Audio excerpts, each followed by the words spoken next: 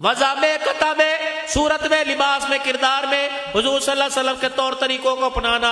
علماء اکرام سے مسئلہ پوچھتے ہو زکوٰۃ کا، علماء اکرام سے مسئلہ پوچھتے ہو روزے کا، علماء اکرام سے مسئلہ پوچھتے ہو پاکی نہ پاکی کا، پوچھو علماء اکرام سے مسئلہ پوچھو، علماء اکرام سے مسئلہ پوچھو کہ رسول اللہ صلی اللہ علیہ وسلم کا لباس کیسا تھا، آپ کی تہمت، آپ کی شلوار کا سائز کیسا تھا، آپ کے کرتے کا دامن کیسا تھا، آپ کا کالر مبارک کیسا تھا، آستین کا سائز کیسا تھا، نبی کو کھانے میں کیا پسند تھا، نبی کو پینے میں کیا پسند تھا، شربت شہد کے اندر دودھ میں حضور کیا پسند فرماتے تھے۔ لیکن میرے عزیز ہائے کتنی بد نصیبی کی بات ہے، کرکٹر کیوں نہ ہو، فٹ بالر کیوں نہ ہو، والی بال کا میچ کھیلنے والا کیوں نہ ہو، تم ان کی اتری شرٹ کو پہنو گے، ان کے دیے ہوئے بلوں کا تم خیال کرو گے۔ سارے نبیوں کا سردار ہے، اپنی پوری زندگی تمہاری جھولی میں ڈال کے گیا اور آخری وقت میں کہہ گیا دو چیزیں تمہیں دے کے جا رہا ہوں، ایک اللہ کی کتاب دے کے جا رہا ہوں، ایک اپنی زندگی دے کے جا رہا ہوں، جان دے دینا، اس کا سودا نہ کرنا ورنہ قیامت کے دن شرمندگی کا سامنا کرنا پڑے گا۔ میرے بھائیو تمہاری جھولی میں مال نظر آئے گا،